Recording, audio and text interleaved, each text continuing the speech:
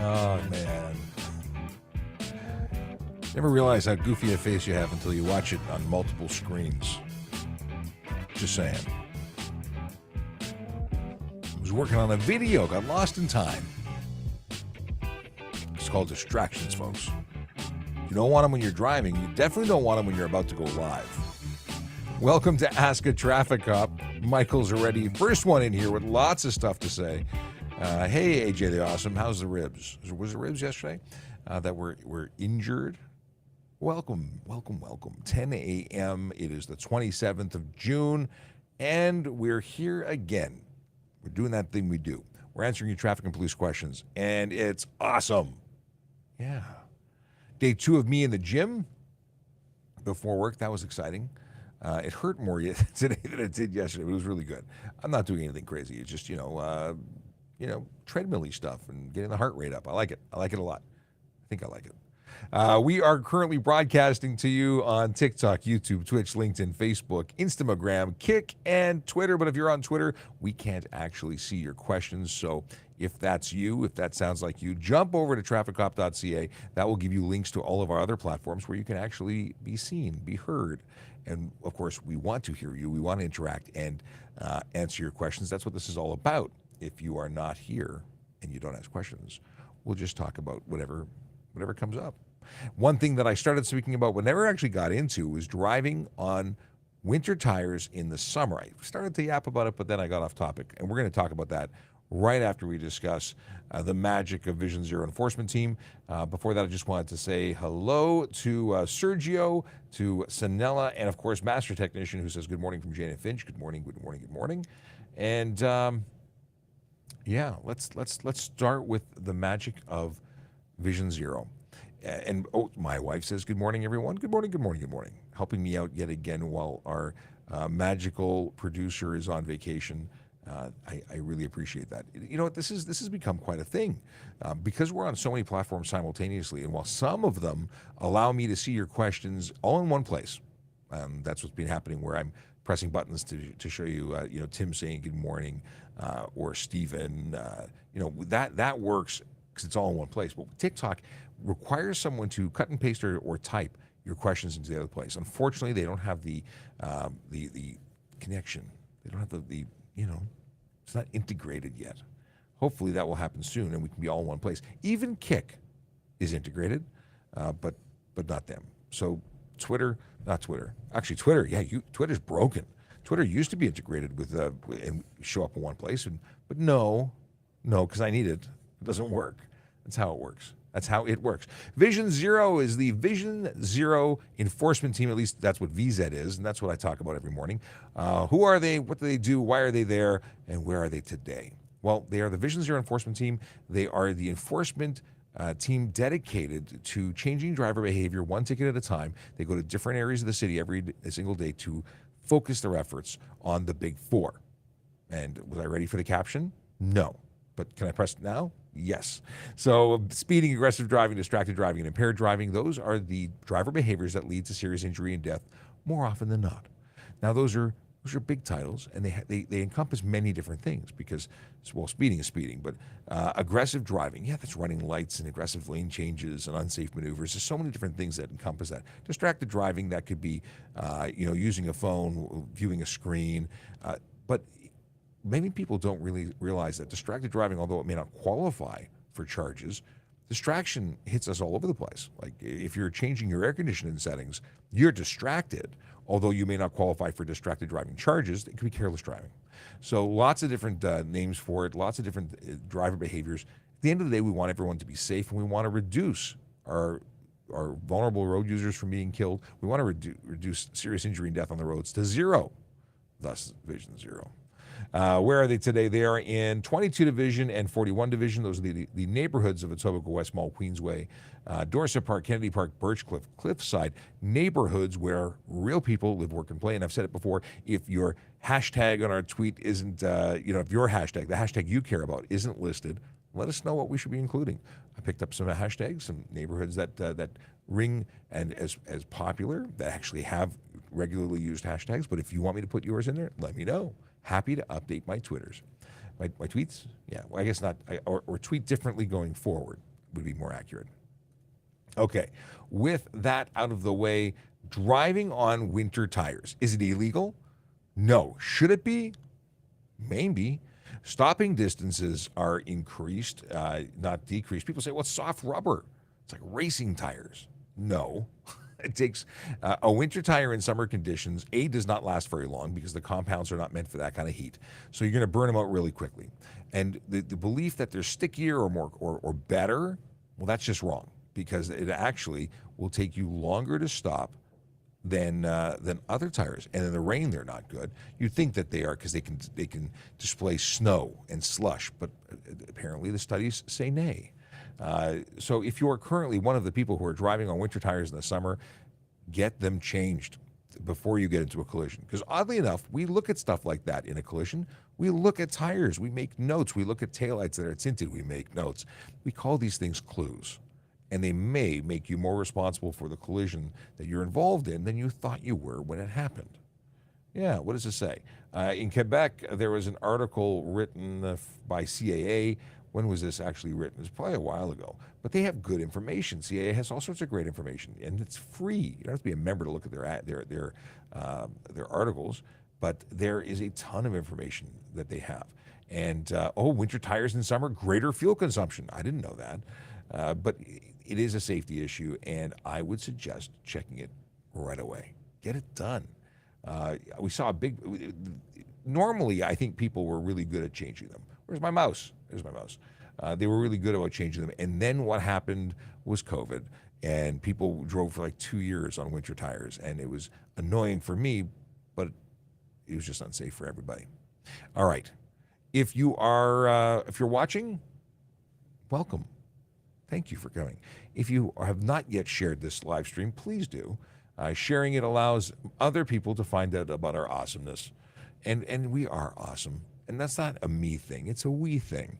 The whole team is. We really want to share good information with everybody. We want this to be a resource for drivers everywhere. So if you'd be so kind as to share, retweet, whatever platform you're on, use that. Subscribe if you don't already subscribe. I see Dave's Corner Garage is in here. I can press a wave. And winter tires does not improve mileage. Dave's Corner Garage was saying. No, did I say improve? I meant worsen, or I closed the article already. If I said improves mileage, I was wrong. It's worse. Increases or reduces mileage is bad. And Dave's Corner Garage says I'm awesome. Well, thank you very much. You guys are biased, but I appreciate your bias. Let's see here. We're going to talk about a bunch of things today. We're going to talk about careers and becoming a member. I talk about careers and becoming a member of the service because I am biased and want more people who are good people to come join the service to do this amazing job. It is a great job. It's the best thing I've ever been a part of, and I strongly endorse becoming a member of our service, and we're always hiring good people for good jobs. We have different positions. We'll talk more about them in a little bit. I'm going to talk about the link tree with all sorts of great information. I even updated it, and I added a link to it last night or this morning.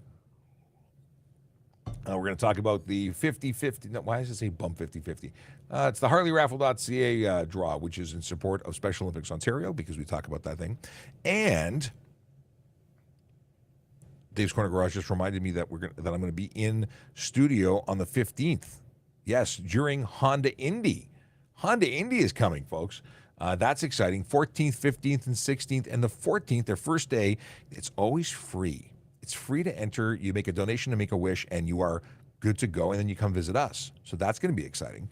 If you were considering it, I know that Chase has already bought his tickets, but Honda Indy, even if you are not specifically a racing person, but you like cars, what a cool way to check out everything under the sun in the racing community and learn about cars from a totally different perspective, because you get to go talk to race car drivers. And I did that last year.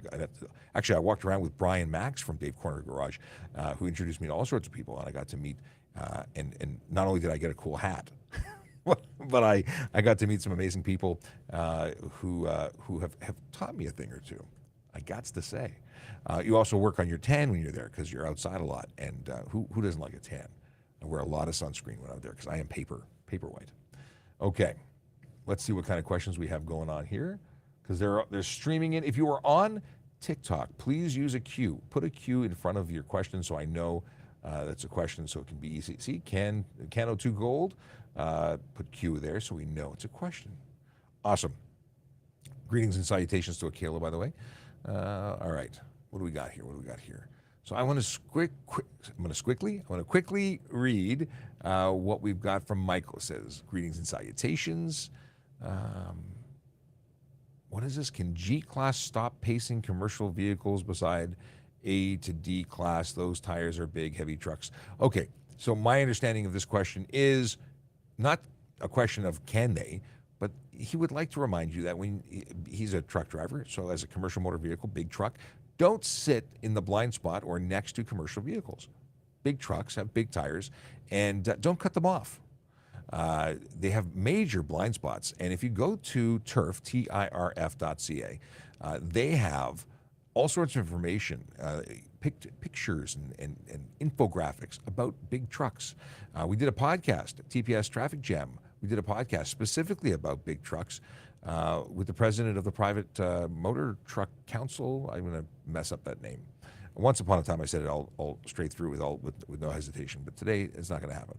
But there's more to it. There's more than meets the eye. You need to know about big trucks, and staying away from them is possibly the best thing you can do. And Michael really does have a good advice, which is don't sit next to them and pace them. Get out of their way. Either let them go first or you go beyond them. Not speeding, just get out of their way. Okay.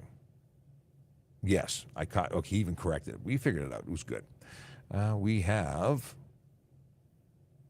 Stephen Bell says, you guys in Toronto has a new mayor and we're here in London, Ontario, have a new chief of police.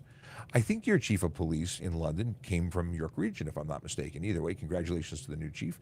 And we have a new mayor, and I guess there's congratulations to the mayor, the person who won. What do we have here? Do pedestrian gets, here we put it on screen. Do pedestrians get tickets for hopping the walk light? Do you mean crossing when the cross light says don't cross? Yeah, we can issue tickets for disobeying that signal. Do they get tickets for it? It's not the priority, but it certainly does happen. Our priority is always going to be those big vehicles that are, smushing pedestrians. We are also interested in keeping pedestrians safe and obviously speak to all sorts of vulnerable road users, pedestrians, cyclists, motorcycle riders, e-bike riders. Everyone under the sun who uses the road is responsible for certain rules in relation to what they do on the road. But we're going to focus on those speeders, aggressive drivers, distracted drivers, and impaired drivers because they do a heck of a lot more damage when they do the wrong thing. That's not to say everyone else has a free ride. We do issue tickets to those people. What is it? How do we deal with calls for pellet guns and BB guns? Okay, need water today. So AJ is curious, especially considering that they look more realistic. So what happens when we get a gun call? Because we don't get a BB gun call or a what do they call airsoft call? We get a gun call, and then police go and respond as though it was a real gun, because we have to assume it's a real gun. And only once we qualify that it's not a real gun do we then move forward. Pellet guns on private property are legal. You can. I grew up with pellet guns in target practice, and that's not illegal. Causing public, fear, or what is the word I'm looking for? Weapons dangerous charges. If you're creating panic, and there are charges, criminal charges that could be coming your way. If you wave a pellet gun around and people run for their lives, expect to get arrested. So it's one of those things where I don't suggest anyone use a pellet gun or carry one or transport one because you're looking for problems. But on private property, you can use them. Better well away from anyone and take safety to mind. If someone's under the age of 16, I think you have to be supervised by an adult. I'm not really a pellet gun aficionado when it comes to laws. But again, treat anything like we treat anything like a firearm until we can determine it's not. And if it's over 500 feet per second muzzle velocity, it is a firearm, even if it's a pellet gun, and requires an FAC, which used to be FAC, now it's a PAL. But good question. We don't usually talk about guns because we're a traffic-oriented show, but it's a good question. Can I have amber lights on my vehicle? Depends on where your amber lights are. But generally speaking, amber being yellow can be anywhere on your vehicle. If you look at your signals, they're probably amber. You can project yellow forward as headlights. Are they amber headlights? Maybe. At the end of the day, yellow and white, those are legal for front-facing headlights. But in terms of your signals, amber is permissible. So generally speaking, amber is okay. Would like to know where you're talking about putting them, just out of curiosity, of course. Question from TikTok. What do we have here? Cops parking in no park zone. Why do I see it all the time? Because police, when in the lawful execution of their duties, can park where they have to park to service the calls that they're going to. If I'm calling, or if I'm responding to a call for service, whether it be a collision or a domestic assault or an arrest, I'm not going to go down the street, around the corner, up the hill, and around the bend to park my car illegally so that I don't offend anybody. I'm going to go to that call as quickly as possible, and I'm going to need that vehicle close by for the person, because I'm going to likely going to arrest somebody and transport them, and I need to get them into that vehicle. I need to, for their safety, get them into the vehicle quickly, because I don't want to have an issue where someone tries to break them from my custody or help them escape. I don't want to get into a fight situation. There's a ton of different reasons, but the biggest one is time. If I have to do a 3-block walk, it means it's 3 blocks that someone's getting attacked or victimized or what have you until I get there. And equally, even if it's a low priority call, because people say, well, not every call is going to be high priority. Not every call is an emergency. Okay, so I go to a minor call. Let's say I'm getting a glass of water even. I'm going to have to get to a call, or I might get a call in a second after I get my glass of water. And I now have to walk 3 blocks to go to the car before I can go to the 911 call to get you the help you need. There's all sorts of reasons why we park in no park zones, but we park where we have to get the job done. That's the closer, smaller, more direct. But we're allowed to do a lot of things that civilians can't do. We can go lights and sirens. We can speed without lights and sirens. We can carry firearms, use police radio and communication systems while driving. There's a ton of things we're allowed to do. Bothers people sometimes. Okay. Greetings and salutations. I think I covered that for Akela. But you know what? Since I said Akela or read your greeting, let me just quickly jump into the Harley Davidson. I love this. It's 35 days before, 35 days, 22 hours, 41 minutes, 47 seconds. Okay. Want to support Special Olympics Ontario? I know you do, because you're a good human being who wants to support good people. But you may also, just like Harley Davidsons or $35,000 motorcycles, which is what I think the value is. I think if I click here, it's going to tell me $31,198, not $35,000. It was close though. You can buy 1 ticket for $20, 3 for $50, 8 for $100, which is what I did, because why wouldn't I want the best deal per ticket? If you buy your ticket before before July 5th, you're going to be entered into the last early bird draw, which puts you in line for the possibility of winning a $500 Harley Davidson gift card. Because, hey, winning is good. I like winning. In fact, I've said this before, I'll say it again. You don't have to buy a ticket. The odds of me winning go up dramatically. Want to prevent me from winning? Buy a ticket. Your chances go up for not only supporting a good cause, but you also, possibly take my motorcycle from me, which my wife would prefer because she doesn't want me riding anymore. And I understand why. Because motorcycles have an increased risk of harm. Motorcycle people won't want to hear that. I was a motorcycle officer for many years, and I love it. And I've been a rider since I was 16. My bike has not been moving. I have not moved my motorcycle in 5 years, and it's sad. I think I'm actually going to take the insurance off. I've had my vehicle insured in my garage, not moving, for 5 years. Okay. What are we talking about here? All right. Do you need a license to drive a farm tractor on the road or highway? There's some discussion about this. I know that there were people in the community who drove farm tractors who couldn't qualify for licenses. So the question really is, how is that implement of husbandry, which doesn't require a license, legal for the road? It has to be an implement of husbandry. My understanding is it's supposed to be used in conjunction with a farm. So could you use it as your daily driver? I don't think that's lawful. I've not seen it or had really any experience with it in the city of Toronto. North of the city, I knew people who would drive a tractor to the mall. I don't know if that was legal or not. Sergeant Campbell will say that if it's not being used directly as an implement of husbandry, then it's not supposed to be on the road. But I'd have to do some more digging to see if it's really. There's a discussion about whether or not use. or active use. Because, like I said, if you buy a tractor as a daily driver, I would think you should be driving it. That it should be considered a motor vehicle. But definition would say it's an implement of husbandry, and it is not. So it's up in the air, and I don't know. I'm playing it safe and saying I don't know. Because it's recent discussion. I would have originally said it does not require a license. But in discussions with the currently on vacation Sergeant Campbell, I may have to change my opinion on that. Is edging into the intersection, let's see what the full question is, while turning left mandatory, or can I wait behind the white lines? This is a question that we'd never heard, and now we're hearing repeatedly. So I wonder if it's the same person who missed it when they asked it last time.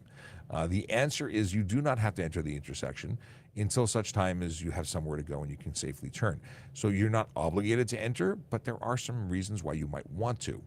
And one of those reasons is because if you perform an S-turn where you basically jog over so you're directly in front of the other left turn lane, well, then you can see oncoming traffic and you can make a better informed decision before making your left turn. So there's reasons why you'd want to.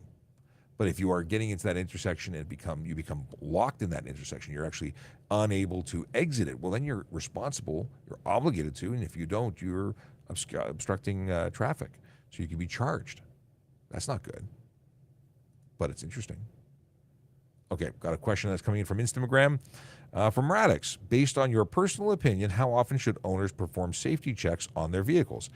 Depends on what we're talking about. What is a safety check to you? You should do a daily, walk around of your vehicle to see that everything's attached. Are your license plates attached? We get people having their plates stolen every day in the city of Toronto. Recently, John Moore from Moore in the Morning on AM News Talk 1010, he had his license plate stolen from the parking lot. If he didn't do a circle check, he'd never have known. So good on him for doing circle checks.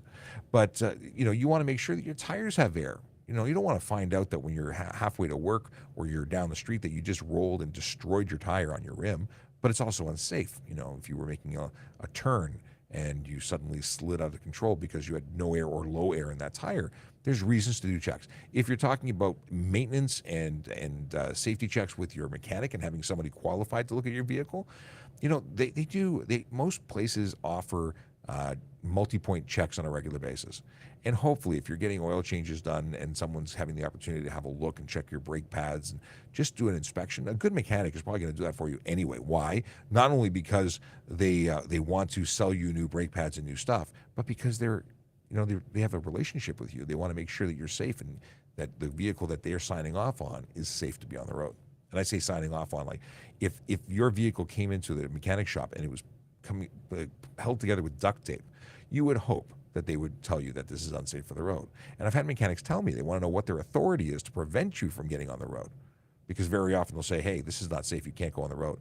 And they'll say, you know what, I want my car and you can't hold it. And they can't, but they can call police. And unfortunately, they have to sometimes because people are not interested in maintaining their vehicles to a level of safety to be on the road. And you only need a safety certificate to get it safety, to get it on the road.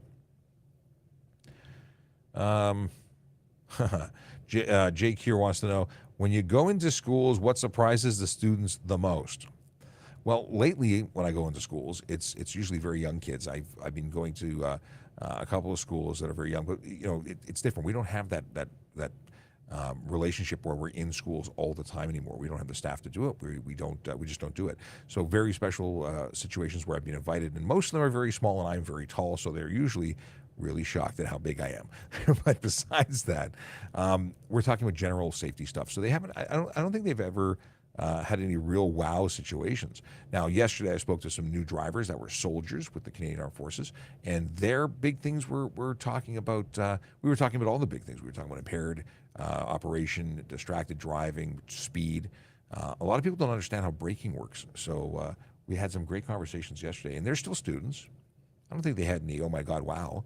But we had a really good conversation, and it was worthy of the time we invested in it.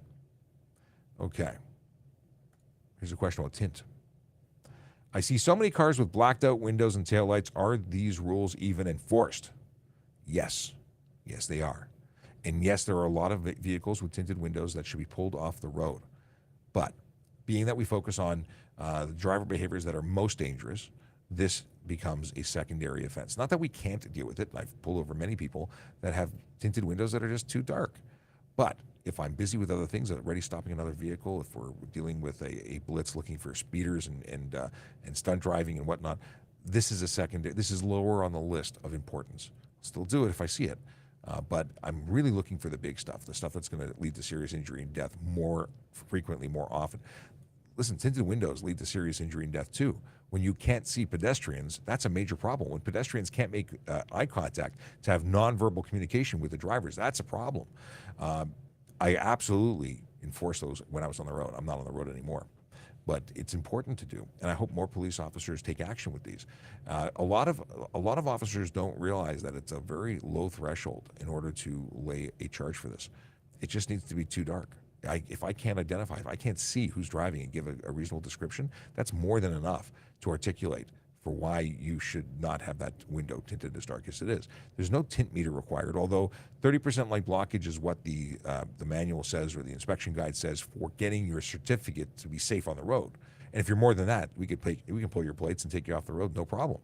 But if it's legal, it could still be illegal from the perspective of obscuring the interior of motor vehicle with color or reflective tint. So it's a whole conversation that we can get into. We used to talk about tint all the time on the show, and it's been less popular, less of a question, I guess. More people are getting that question answered. They're seeing the videos that we have on our channel. By the way, if you're not already following us on TikTok, you should. TikTok's a great place to engage with us. We have hundreds and hundreds of videos. It is by far our most our busiest, our most popular platform. We have over 622,000 followers on that platform and the most videos. Everything goes there first, and then very often Instagram gets it as well. But if you're relying on Instagram or YouTube, actually YouTube, everything we post on TikTok goes to YouTube as well. So YouTube is a good place to watch us. Do you believe that school buses should have speed limiters on them? I think all motor vehicles should have speed limiters on them. I don't think anyone should have a reason to exceed the speed limit. And what really bugs me is when I see, big vehicles, big rigs that are supposed to be limited to 105 kilometers an hour, but they're going 105 kilometers. Why are they going over the speed limit? There's no need to do 105. To think that they are just hammering down to go maximum speed makes no sense. And they're still speeding, because that 105 was somebody on the Don Valley Parkway. I was doing 90 because that's the speed limit, and then they were going above it. So, yeah, I actually think we should have geo-fenced speed controls. So that being when you're on the DVP and the speed limit's 90, no one should be able to go faster, because there's no reason to. Because if you go faster, it's against the law. It's the logic. It's logic. My name is Sean Shapiro. I'm a police officer with the Toronto Police. You are watching Ask a Traffic Cop with me, PC Sean Shapiro. PC stands for Police Constable, if you're wondering. I'm a member of the Toronto Police Service. I work at Traffic Services, and specifically I work in traffic safety programs. One of my responsibilities being social media and education and engagement. So I'm on social media to engage and educate. Funny how that works. I have a lot of other things that I do, but this is by far the most fun that I currently do. Does not beat out Motor Squad. That was the best thing since sliced bread, but it's the best thing I got going. It's the best thing there is. We also have a podcast called TPS Traffic Jam, although we're due for a new episode. We got a whole bunch of guests lined up, and it's just been about trying to align our schedules. Lots coming in the near future.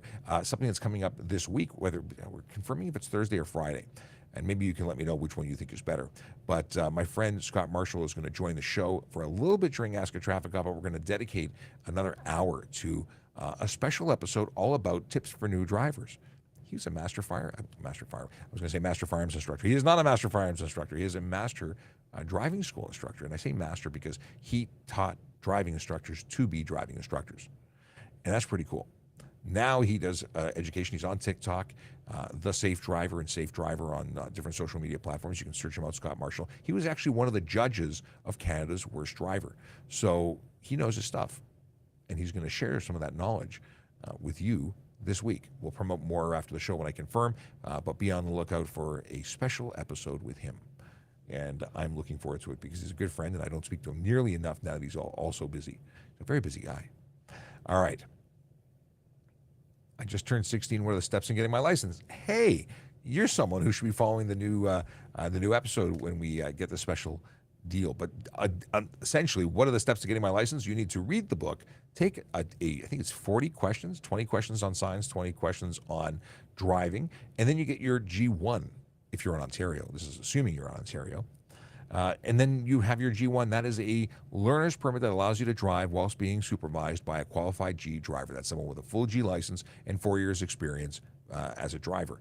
They must be in the vehicle with you in order for you to legally operate a motor vehicle. The vehicle obviously has to be insured and plated, but you have to be directly supervised.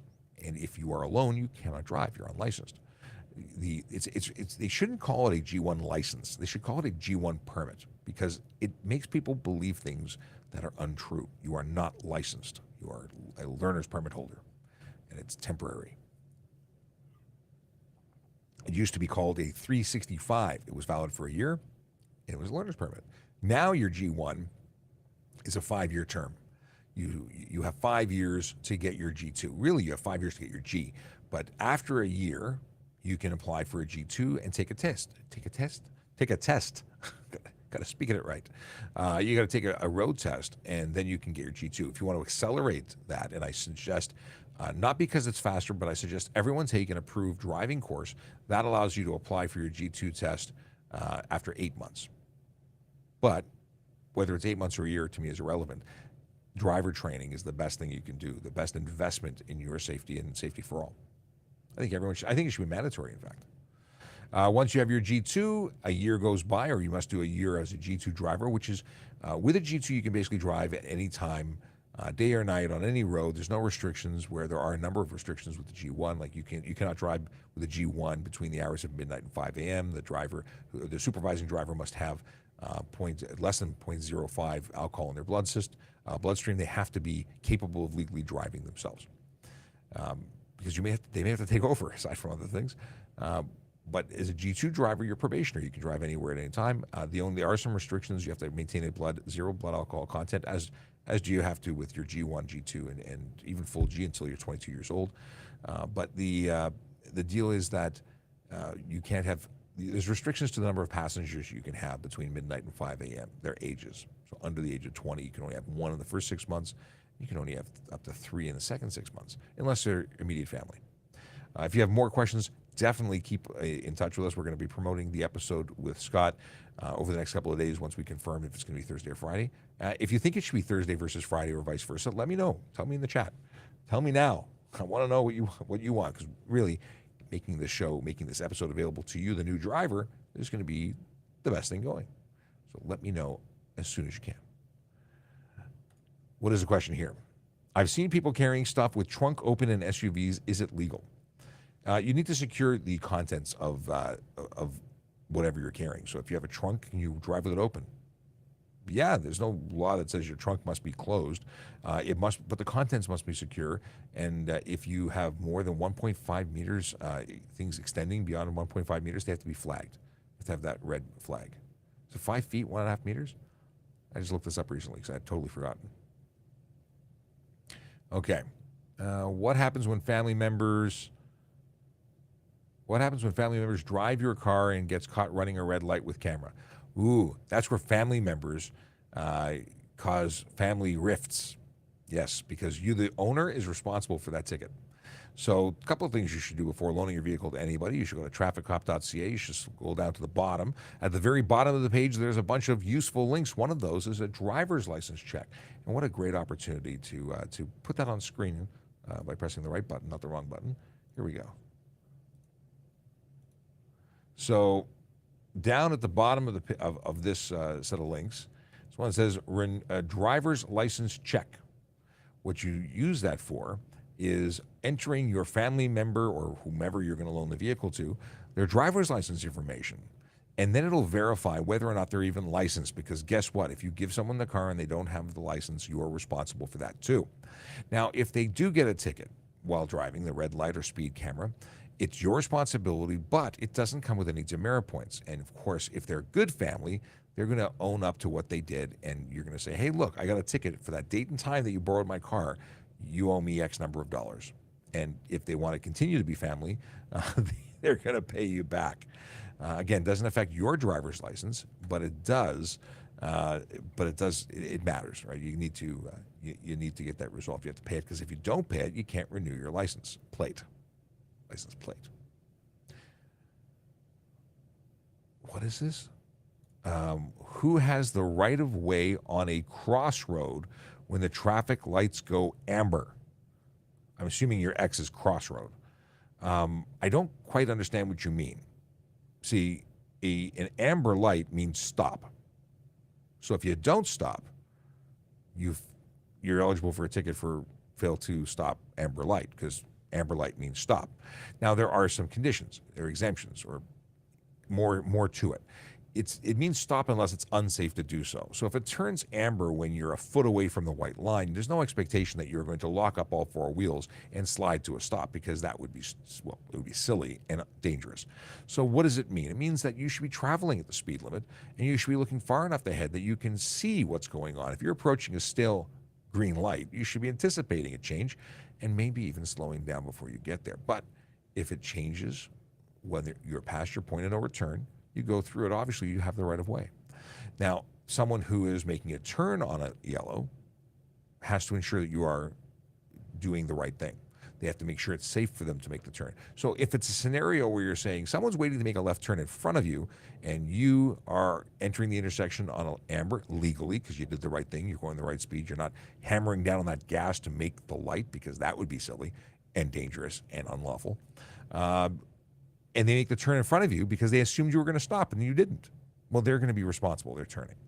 They have to ensure it's safe. They need to be sure that you're stopping, which is why making eye contact, looking at the vehicle, ensuring that it's doing what you think you're going to do before you make your lock and load decision to make a turn in front of oncoming traffic. Yeah, we've had people who make left turns and then the person didn't stop. They ran a red light. Who's responsible? Well, both people get tickets. You couldn't prove that, or you didn't ensure that the left turn was something that can be completed in safety, and then somebody ran a red light, so 2 charges get laid. Yeah, crazy, right? Let me see here. I saw a question, but I don't see the question anymore. No, for some reason it just had a 1 floating. All right, we have, it's 10:37. Just saying that because if you didn't know what the name of the show is, I'm going to tell you. It's Ask a Traffic Cop with me, Sean Shapiro. I'm a police constable at the Toronto Police Service, and I answer your questions. And if you don't ask me questions, we talk about donuts or anything that comes to mind. We discussed winter tires in summer. Bad idea. No one should be doing that. It's not safe. They don't work the way they're not designed for that temperature. They don't stick the way you think. Many people thought this was like a high performance way to go. No, tires are designed to be used in the way they were designed to be used. And oddly enough, winters are not designed for use in summer. Is it illegal to carry full gas containers inside a car? If it is, it's going to be. If it was illegal, it would be very. How would you transport things home? Now, do you mean like inside next to you as a driver? Listen, transporting noxious or things that have health concerns are an issue. You should take care. I have an SUV, so if it's in my trunk, it's still in my car. There's issues with gas and whatnot. You'd want to vent. You don't want to store gas in the trunk, but I don't actually know if there is any law that governs it. So let me look it up. I don't think it would be Highway Traffic Act, but I'm going to try the Highway Traffic Act because that's the source of knowledge that I can drive from right now. And if anybody knows what the rules are, because I don't, let me know. I'm just going to do a quick scan, and if I can't find it, we're going to move on. And we're going to go ask someone who knows more about gasoline. Well, I do search a fuzzy search by just typing the word gasoline in what I have available to me in the HT, and I don't see it. And if I go wider than that, can I check? I can't check all. So I don't have an answer for you. But I do have a notepad, and that notepad is going to make a note right now about transporting gasoline. I have a list of things a mile long that I want to look up. So while I do this and I say I want to look it up and get back to you, that may be a while, but know that it's on the list. And what's this question? Well, that was on Instagram. So we'll come back. Well, not today, but you'll ask me again, and hopefully I'll have an answer. Let's see here. Is it legal to have blue lights on my private vehicle the same as transit buses? You're talking about, so you can't. it's a funny thing. Even transit buses, I don't know if they should have a blue light facing. You can't have a blue light, like a flashing blue light is only reserved for police and snow removal. Blue lights are in combination with red or police, fire, and ambulance. Blue lights on their own are snow removal when contracted to a municipality, only when contracted to a municipality.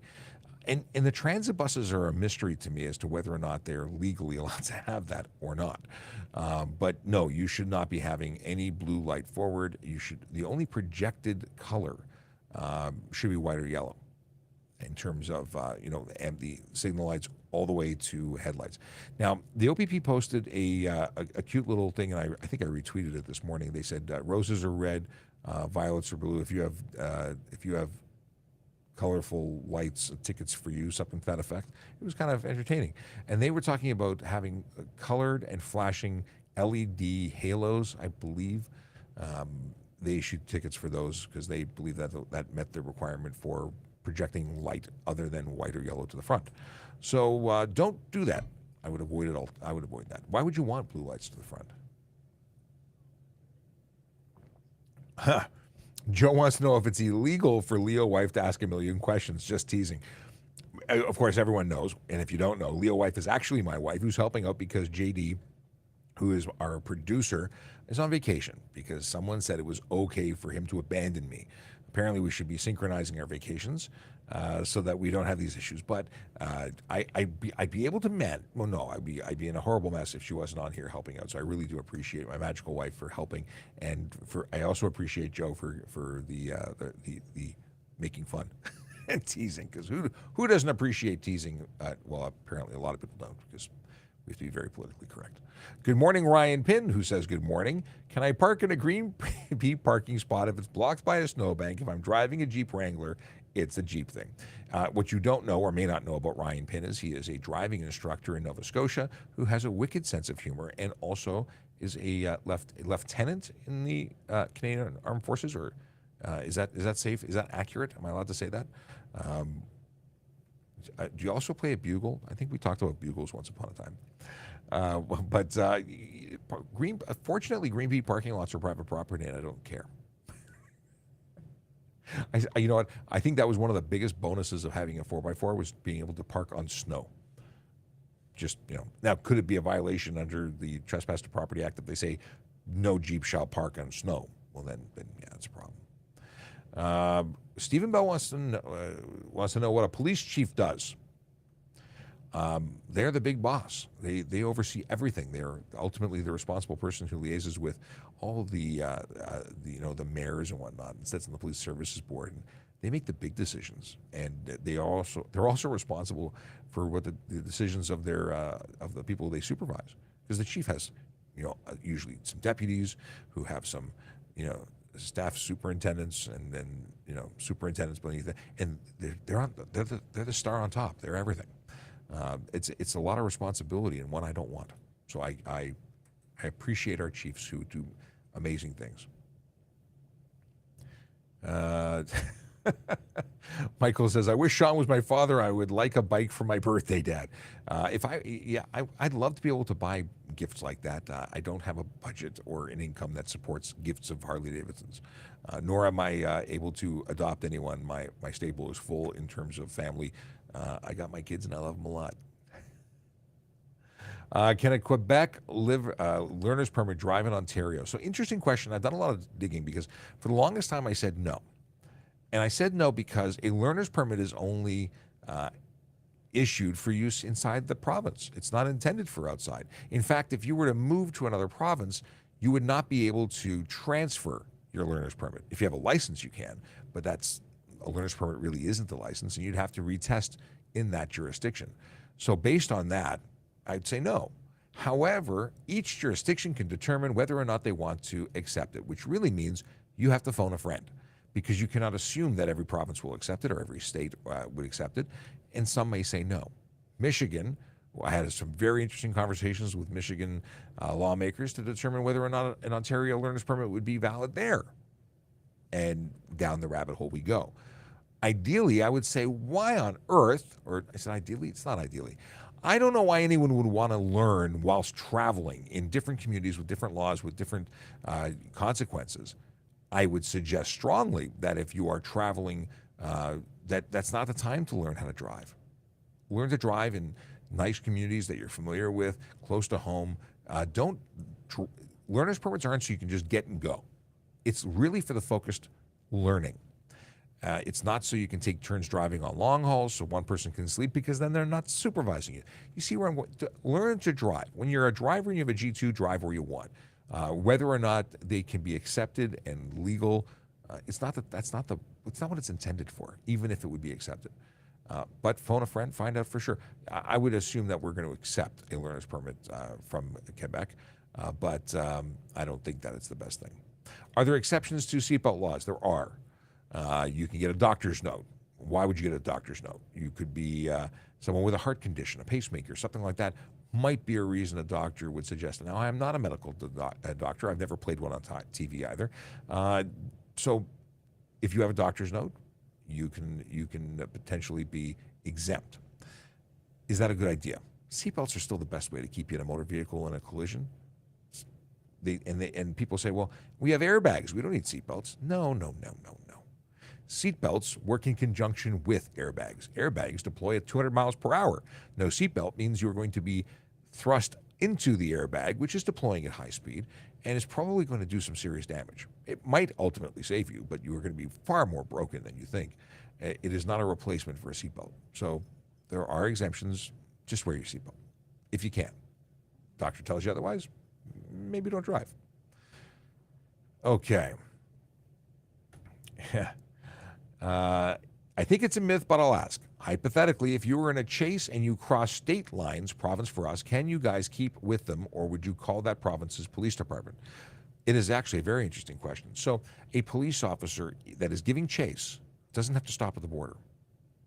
We would call ahead and say, hey, we're on our way, and we'd phone friends to say, meet us at the border, but could I continue into another jurisdiction? Now, I'm thinking, first of all, local jurisdictions. Like people say, Toronto police chasing someone into York Region, for instance. Would we stop at the border? Dukes of Hazzard suggests that you would, but that's not how it works. We can continue. Now, if we talk about provincial boundaries, I would say we continue.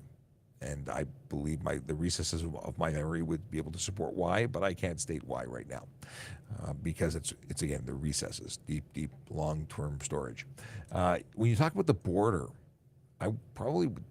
my understanding, and I'm not quoting anything or any rules and regulations, but we're going to call and tell them we're coming, and we're law enforcement. We support each other. Chances are there's going to be a wall of police on the other side waiting for them. But can we pursue? I believe in hot pursuit, we're permitted to. I think we've had American police. I vaguely remember stories where American police cross over into the Canadian border, chasing persons on that side. So I think it goes both ways. But now I want to look that up too and find out what the ins and outs are, because the recesses are on recess. Okay. BC has new learners and new stickers on cars. Should Ontario adopt this practice? Do you think that we should have stickers on the back of cars that say L to say new driver or new or new or whatever, anything to designate the driver as new? I think that's a great idea. I like it. I know it's not cool, but I think it's great. What do you think? Someone says, can Mr. Cop skip Mrs. Leo questions for a bit? Mrs. Leo is my wife, who's actually taking your questions and putting them over on the other side on your behalf. She's actually helping you. I'm not skipping her. She's writing on behalf because she's helping out, because my producer's off on vacation. So she's standing in to help out. Otherwise, I'd really not see your questions. And if I'm staring this way off camera, it's because I'm staring at the questions on TikTok chat. If I'm staring into the camera, it's because I'm looking at all the stuff that's being cut and paste. And there you go. I'm glad to hear that AJ's ribs are doing better. Good to hear. Good to hear.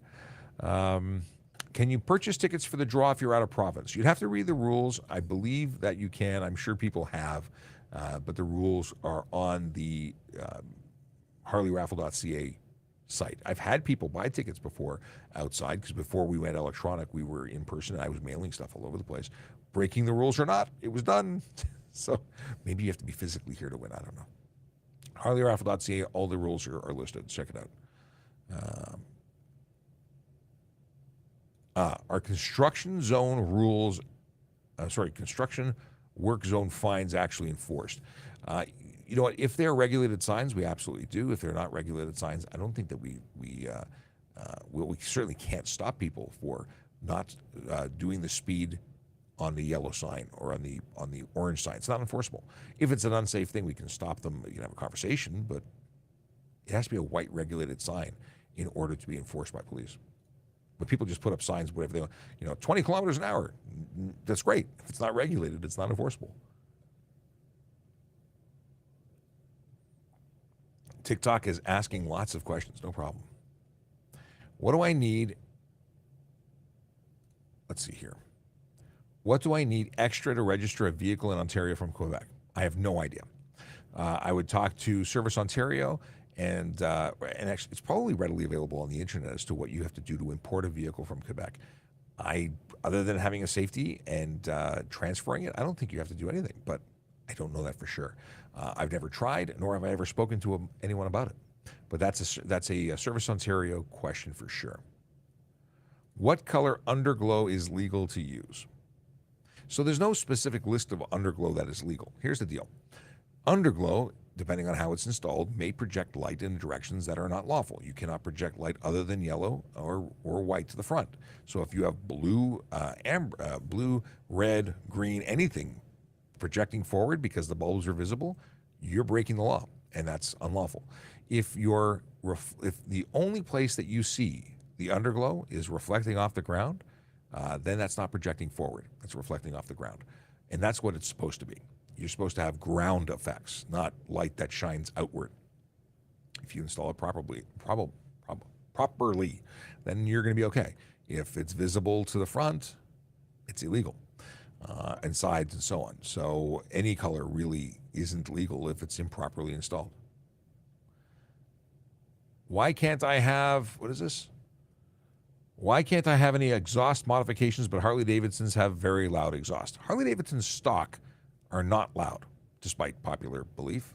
The problem is that 90% of Harleys running off of or leaving a dealership left the stock pipes on the floor of the garage and bought aftermarket pipes, which are illegal, or at least in many cases. Here's the real question.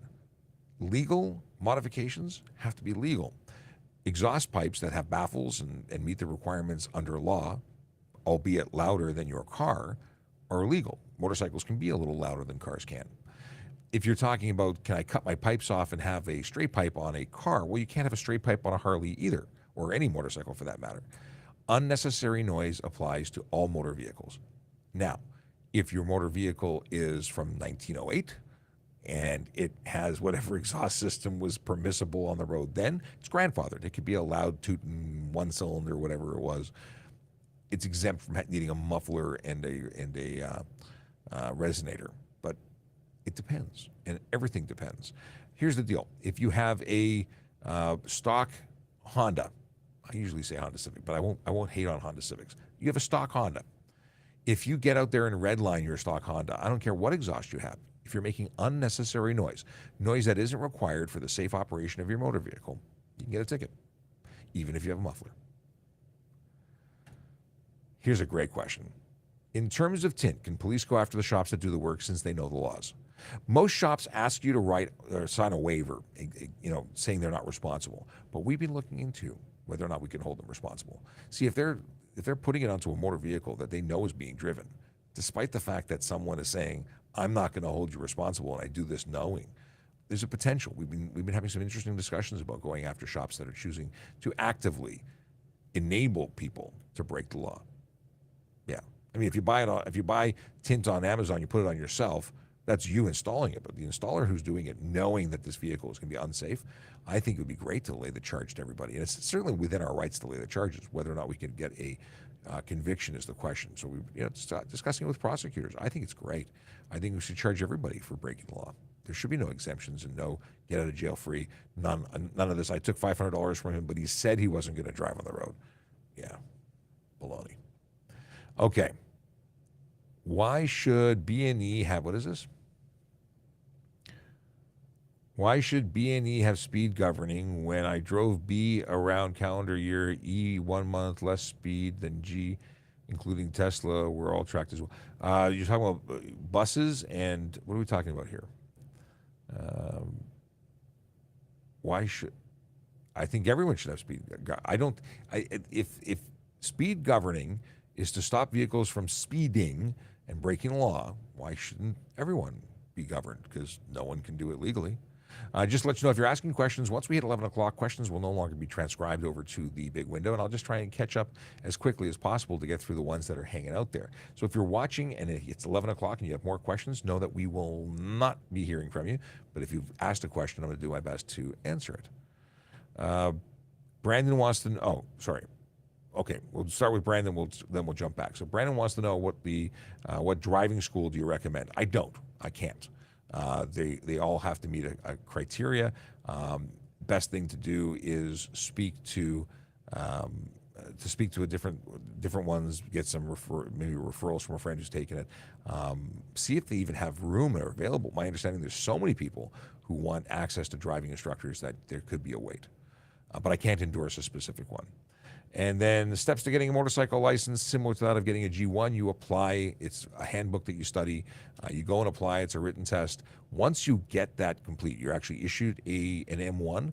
You have way more freedom than you do with a G1 because you don't need a supervising driver. You are required or limited to riding from a half an hour before sunup to a half an hour after sundown. You're required to or limited to having no passenger and not being able to be on any 400 series highway or restricted access highway that has a speed limit over 80. There's some exemptions to that, but for the most part, you can't go anywhere over 80. Zero blood alcohol content, and you're driving for 90 days. I used to say 70 because I think the original permit was 70, but I believe it's 90 days now. And within that time, you can apply. And I would strongly suggest going and taking a professional and approved riding course. And then at the end of that riding course, you can end up with a G2 because they do the testing. You have to have had it for 30 to 60 days, I don't remember the number, before you can actually get your G2 or your M2 issued, at which point you're allowed to ride 24/7 with passengers, but you're still restricted to a 0 BAC once you get an M2. Big fan of motorcycles, just saying.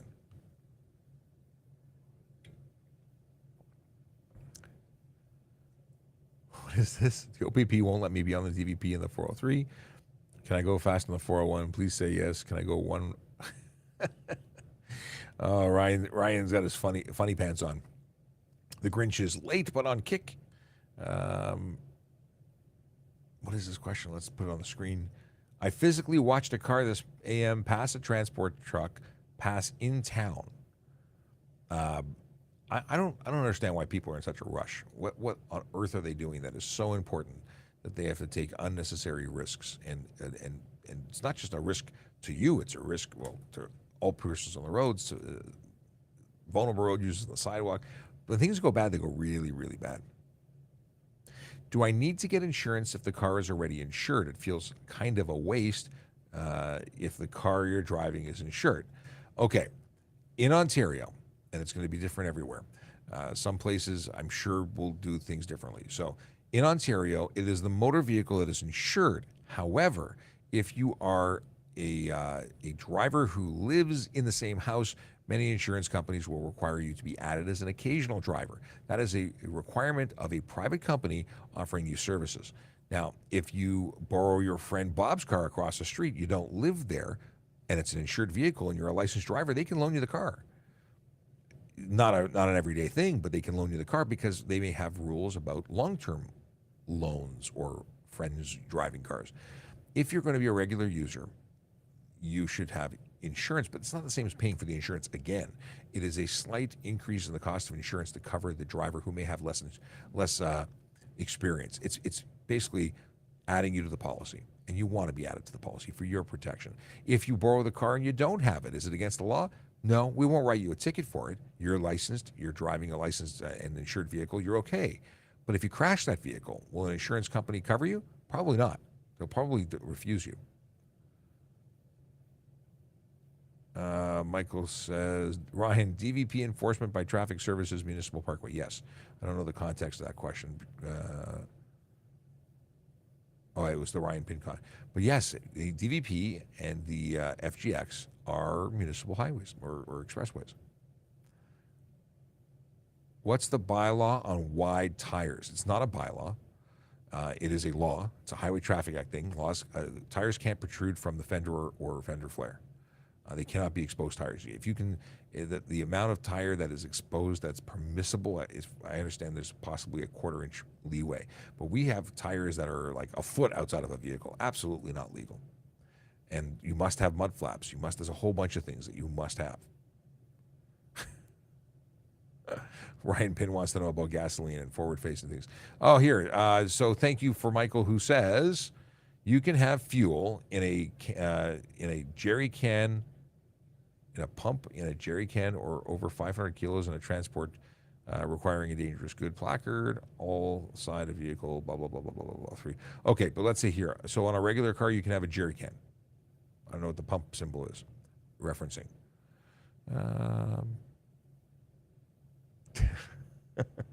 Michael says, good morning, although we're almost at the show. This is a while ago. Actually, it was only 16 minutes ago. Let's see here. We got, can I change the color of my fog lights? As long as it's the only color change you can have is between white and amber. And if it's white or amber, you can change between them. And Ryan Pinn confirms that the bugles and drums, and it is, and he is a lieutenant in the Royal Canadian Navy. I think I knew that, the Navy part. I just didn't want to confirm or deny. But lieutenant versus lieutenant, really, we were talking about this after my trip to England, and the pronunciation. How that is lieutenant just drives me bonkers, because I read lieutenant, and all the cop shows in the U.S. say lieutenant, but you got to say lieutenant. And when I did my presentation, my friend is the lieutenant in that, that's his rank. And I had to confirm. And I started, when they said LT, I go, oh, lieutenant. No, not lieutenant, lieutenant. Okay. The question is it common for police to stop people with kids in the HOV lanes, no passenger in the front? It's common to pull people over when you can't see the little guys or girls in the car seat. Yeah, it appears that there is no, but we wouldn't charge you for having children in the HOV lane because children are humans, and humans are the requirement. It's the number of passengers, not their age or vocation. Please explain when a passenger would be required to show ID during a traffic stop. Simple, when they're being investigated for something. So if they're in violation of the Highway Traffic Act, not wearing their seatbelt, you'd be required to ID. And if you don't ID, you could be arrested. If you're being investigated in relation to tobacco or alcohol, or if you're like any provincial act, criminal code violation, like if you're being investigated, you, the passenger. It's not one of those things where if we're pulling the driver over for speeding and there's nothing else going on, we would say, everybody in the car, give us your license. No, that's not lawful. Okay. WRT. I don't know what does WRT acronym stand for? Driving in other provinces with a learner's permit. I'm pretty sure Nova Scotia and PEI have a reciprocal agreement, but I can only take students with Nova Scotia learners. See, there you go. It's about knowing what the jurisdiction you're in and the jurisdiction you're going to is. With regard to, that's what WRT is. I love decoding things when I can actually figure it out. And if it's not with regard to, it is now. What are the tiny laws in Ontario? I don't know what the tiny laws are. I don't know what that is.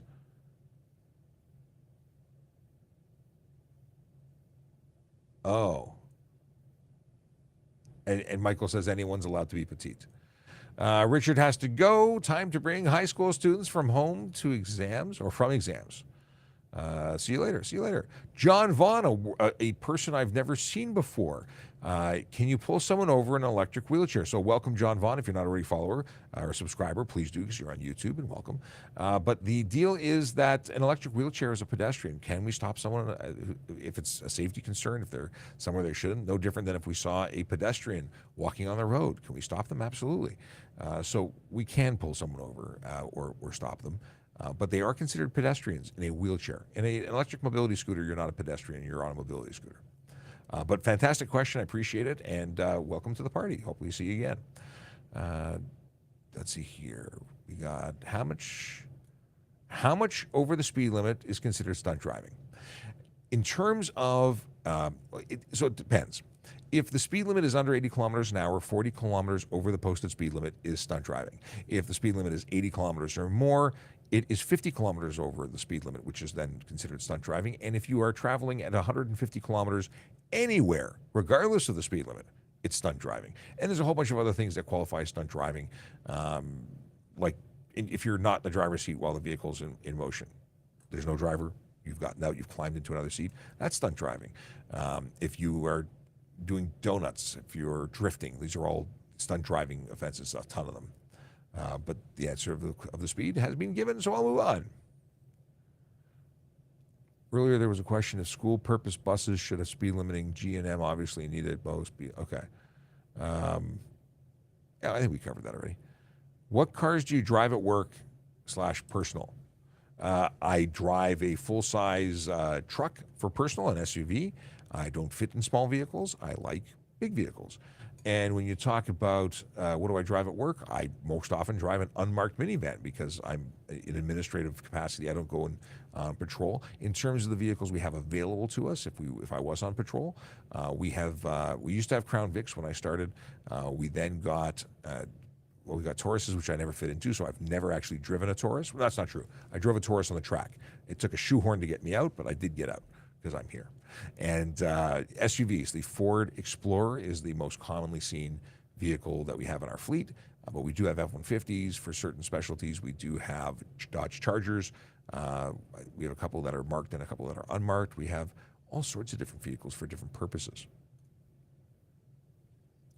What are the laws for driving an electric wheelchair? You are not driving an electric wheelchair. You are someone who is using a wheelchair because that's your mode of mobility. You're considered a pedestrian. But what are the laws? No different than a pedestrian. Okay. Have we gotten into dad jokes yet? Let me see. Johnny has a dad joke. Tassin's asking about what car do I drive. I'm not big on identifying what exactly my vehicle is, but it's a full-size SUV. Okay. That way I'm not endorsing any one brand. I'm not telling people what vehicle to look for if you're hanging out inside of a station. All right. Let's see here. You should have 0 BAC regardless of class, level, experience, age, especially M class. Yes. Yes. Although some ages and some classes allow to have certain, like more than 0, 0 is still the best thing because intoxication or impairment can happen at any amount of alcohol. Everyone's different. Drugs, obviously, no drugs or alcohol is the best answer. But the law allows for more than 0 for some people. If you're 22 or older and you have a G-class license, you're technically allowed to have more than 0. But that could end very poorly for you. Why are super bright headlights not banned? I can't see properly when behind me or after they go by. There is a legal limit, and if they're stock on a vehicle, they're meaning that they're just brighter than we're used to. Do I hate them? Sure, I do. Some of these LED jobbies. It might be a case where they're improperly aimed, although the brightness may not be an issue. But I totally feel you. When I drive in country roads at night and someone comes directly at me and they're not using their high beams, but they're blinding, it could be an issue of poorly directed. That could be an improper headlight charge. And we do enforce things like that. What do you think of illegal mods being sold legally, kind of like tint? Example, mufflers that aren't really mufflers being sold at Canadian Tire. They're not regulated. And because they're not regulated, there's nothing we can do about it unless they become regulated and there becomes a law about selling them. And require, do you want a license and a permit to buy that muffler? It's what you do with it that is the issue. You're never going to stop people from buying stuff that isn't legal, whether you go buy it from a country and put it in your luggage, your muffler in your luggage and smuggle it across. Unless it's regulated, it'll never change. Just what you do with it once you buy it. And it's really not an issue until you drive it on the road. So off-road or racing mufflers are legal on racetracks and off-road, but they're not legal on the road. Okay, pump is for fuel. Okay, now I understand what Michael was saying. Cool. And what do we got here? What's the ticket if you shoot flames out of the car? Excuse me. I think there's a number of ways we can go. I think we can go Environmental Protection Act, because you're tuning your vehicle to not use all the fuel in the system and you're dumping it out, which is not good for the environment. So I think Environmental Protection Act is one way to go. But I never lay the charge, so I don't know exactly what we would lay. I have to think about that. Do you drive the same patrol car every day, or is it just take what's available? Generally speaking, it's just what's available. And vehicles are regularly put into the mechanic shop, which we have on site.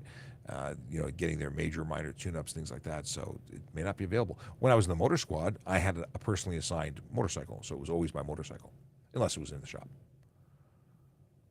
If I'm performing, what is this question? If I'm performing a legal U-turn on a green light, does someone turning right on a red to my left required to yield to me? You're both required to ensure that your turns can be made in safety. A U-turn is not a priority over a turn on right. They're both required to be done in safety. Obviously, if you're in the midst of a turn, then the person on the that's turning and would potentially collide with you is also required to pay attention. So it's one of those things where you may both be charged if it was done unsafely, because you need to be able to ensure that you have completed your U-turn in safety. U-turns, by the way, not a good idea. It's not something I endorse. You can do them. They're legal if they're safe to do, and if not in a location where it's prohibited. But you're always going to be better off not doing them. They just take a few seconds longer. And I finally caught up to the 11:07 message of no more questions. Kayla says, getting late, or is it just me? Stay safe. Don't have a good day. Have a great day. Okay. Questions about mobility scooters going over specific speeds. Are they no longer mobility devices? They have to conform to the original manufacturer and limitations. Although I've not been able to find really good sources of information on that. I would treat them. If I had a wheelchair or an e-kick scooter, not an e-kick scooter, a mobility scooter that was doing 60 miles an hour, I'd charge them as motor vehicle and they could figure it out in court. Are traffic cops ever called to non-traffic incidents like armed situations? Absolutely. We're police officers first. We just happen to have a specialty in traffic, and our focus is on traffic. Let's see here. Is the ALPR, which is automatic license plate reader, on all TPS Durham cruisers? They're rolling them out. They're not on all of our cruisers, but I don't know about Durham. My wife is saying, stay safe, everyone. Question is, are you allowed to have your car tuned? Tuning a car is not illegal, depending on what you're doing to it. If you're removing your exhaust system, that's illegal. But tuning it, just changing the mixture or the air ratio or whatnot. I'm not a mechanic. I'm totally not aware of what the real deal is. But yeah, tuning it's not illegal, unless of course that tuning is requiring it to dump tons of fuel out of the tailpipe so it can be set ablaze. That's a problem. Okay. Oh, I agree with this. In light of the wildfires in Nova Scotia, shooting flames out of an exhaust may qualify you for a $25,000 fine. That's something I never thought about. I think that should be absolutely the way to go. In fact, it shouldn't be one of those things that's court. You should have to pay it in advance, and then you can fight to defend that. I think that all courts should be like that. I think you should pay first, and then if you want to defend yourself, I think you can open a case after you've paid. The number of people who just waste time in court and just to roll the dice, not cool.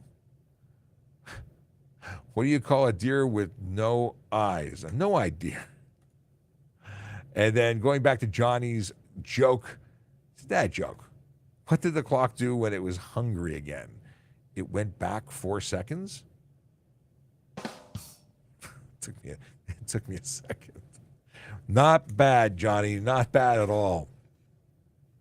A man choked to death after ingesting mashed chickpeas. At first it was thought to be a freak accident, but police are now treating it as a homicide. That's not good.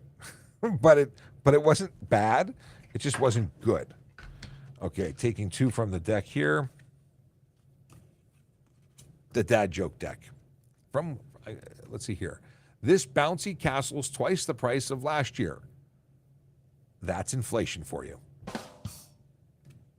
It's not bad. Singing in the shower is all fun and games until you get shampoo in your mouth. Then it's a soap opera. I like that too. I had a job in a calendar factory, but I got sacked for taking a couple of days off. Actually, so far these have been winners. Last one. What's E.T. short for?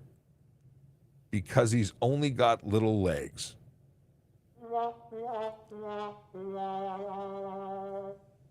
I liked E.T. Phone home. E.T. phone home. All right, folks, that is it. That is the day. We'll be back tomorrow, 10 o'clock. No radio stuff tomorrow. So tomorrow, 10 o'clock, we'll see you then. And, of course, we'll have more information all about the special episode. Take care. Driving safely helps the traffic flow. Watch for pedestrians, look out for bikes, and don't drive like a jerk that no one likes. Yellow light, red light, green light, go. Driving safely is the way to go. Put down your cell phone, nobody needs you to text and drive on the DVP. Yellow light, red light, green light, go. Stop at stop signs, look both ways, then go. Seatbelt, save your life indeed. And watch your driving, don't speed. Yellow light, red light, green light, go. Driving safely is the way to go.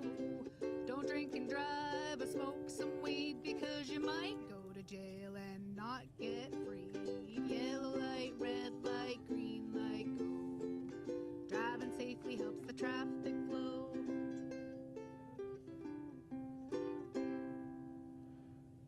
And that's that. I just noticed a question that came in late, but I got to say it. I see NOS. NOS fuel systems illegal. That's in the HTA.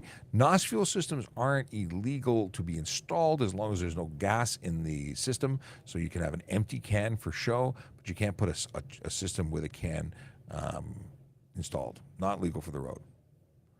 All right. All right. That's it. I got it. I love the questions. It's so great. Thanks, everybody. We'll be back tomorrow. See you then. Be safe, park legally, and drive sober. No drugs, no alcohol. Have a good one.